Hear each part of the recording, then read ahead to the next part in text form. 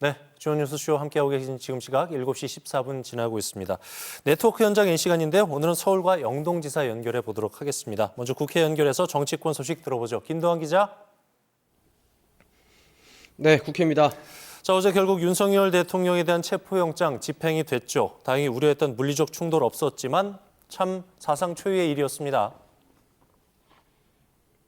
네, 어제 아침 공수처가 현직 대통령을 체포했습니다. 영장에는 죄목을 내란 수괴, 내란 우두머리라고 적시했습니다. 새벽 4시 반쯤 공수처와 경찰이 한남동 대통령 관저에 집결했습니다.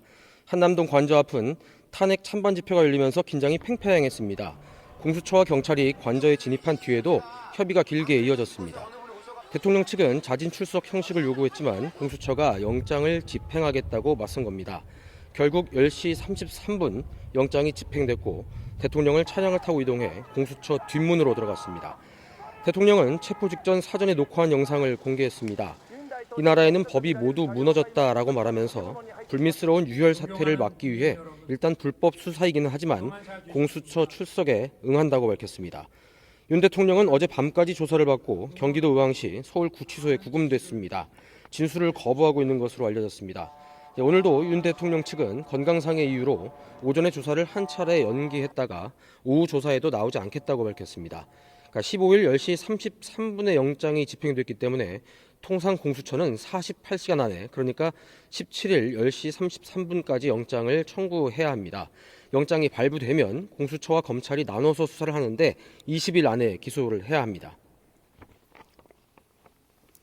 여야 반응은 극명하게 갈리고 있는 것 같은데요. 특히 강원도 여당 의원들 대부분 친윤이니까 반발이 큰 것 같아요. 네, 일단 민주당은 체포 직후 다행이다 이런 논평을 내놨습니다. 박찬대 민주당 원내대표는 많이 늦었지만 그래도 대한민국의 공권력과 정의가 살아있다는 걸 알게 됐다 이렇게 평했습니다. 여당인 국민의힘은 일단 체포와 조사 자체를 강하게 비판하고 있습니다. 권성동 원내대표는 어제 체포 직후 긴급 의원총회를 소집했습니다. 이재명 민주당 대표와 박찬대 원내대표에게 이제 속이 시원한지 묻고 싶다면서 야당이 공수처와 국수본을 겁박했다고 말했습니다. 국민의힘은 오늘도 비대위와 비상의총을 열어 계속 대책을 협의했습니다. 권성동 원내대표는 자체 특검법 발의를 언급하다가 살짝 울먹이는 모습까지 보였습니다. 인간적으로 괴롭고 답답하지만 민주당이 추진하는 특검법을 막으려면 자체 특검법을 발의할 수밖에 없다는 취지였습니다. 어쨌든 현재 국민의힘에서는 거의 친윤계의 목소리만 나오고 있습니다.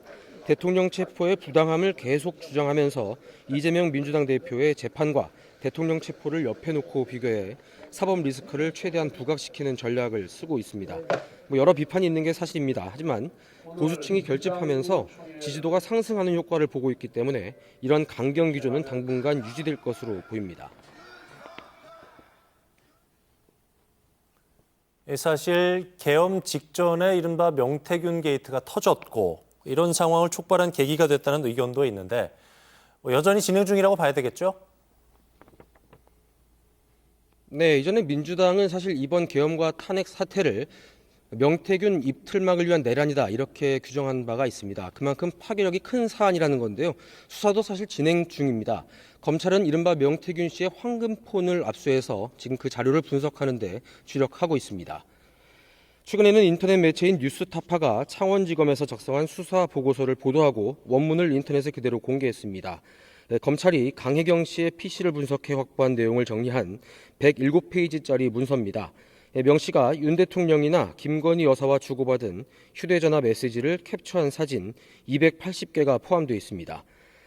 명 씨가 비공표 여론조사 결과를 제공한다거나 캠프 인사를 추천하는 내용, 또 이태원 참사 등 국정과 관련해 김건희 여사가 명 씨와 주고받은 메시지도 있습니다. 명태균 씨는 지난 지방선거 때 김진태 강원도지사의 경선과 공천 과정에 본인이 개입했다고 주장해 왔었습니다. 컷오프됐다가 다시 경선에 참여하게 된 게 본인 덕분이라는 주장입니다. 일단 이번에 공개된 창원지검 수사 보고서에는 김진태 도지사 관련 내용은 없었습니다. 물론 수사가 계속 진행 중이어서 앞으로 어떤 내용이 더 드러날지는 알 수가 없습니다. 김진태 도지사는 물론이고 오세훈 서울시장, 홍준표 대구시장 등 언급된 인사들이 워낙 많기 때문에 혹시 조기 대선이 치러진다면 대통령에 대한 수사와 함께 선거에 큰 영향을 줄 가능성이 높습니다. 지금까지 국회에서 전해드렸습니다. 네, 김도환 기자 잘 들었어요. 이번에 영동지사 한번 연결해 보겠습니다. 송혜림 기자. 네, 영동지사입니다. 최근에 동해안 지역에 춥고 건조한 날씨 계속되고 있잖아요. 산불 발생 위험이 높아지고 있는데 걱정이 크겠습니다.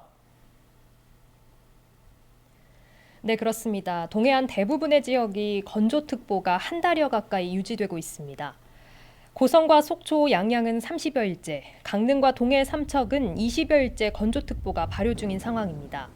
실제 취재진이 현장에 나가봤을 때도 강릉 지역 등의 지역 야산에 쌓여있는 낙엽은 물론이고 나뭇가지도 바짝 말라 수분이 거의 없는 상태였습니다. 서풍의 영향으로 동해안에 건조한 대기가 계속 유입되고 있고 여기에 바람까지 강하게 불면서 상황이 악화되고 있습니다. 보통 실효 습도가 50% 이하면 화재 발생 가능성이 높아 주의가 요구되는데 현재 영동 지역 실효 습도는 30% 수준까지 떨어져 있습니다. 이와 같은 상황이 지속되자 강릉시 등 지자체는 선제적인 산불 예방 조치에 나섰습니다.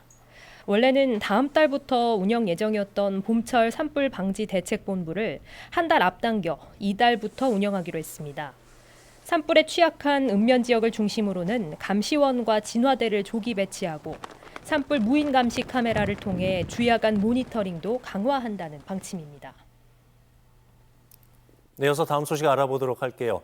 강릉 안인항 일대가 어선 출입이 제한되는 항만구역으로 지정됐다가 삭제되면서 어민들 반발이 크다고요?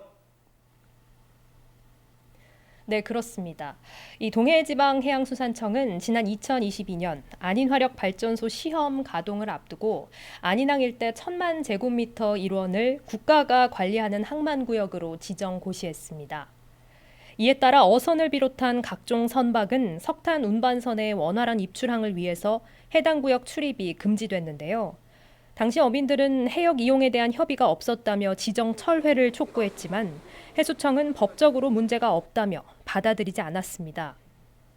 그러다 최근 해수청이 슬그머니 항만구역을 삭제하는 정정고시를 했습니다.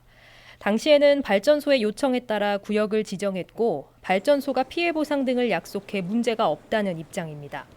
하지만 해수청의 말만 믿고 항만구역 조업을 포기했던 어민들은 강하게 반발하고 있습니다.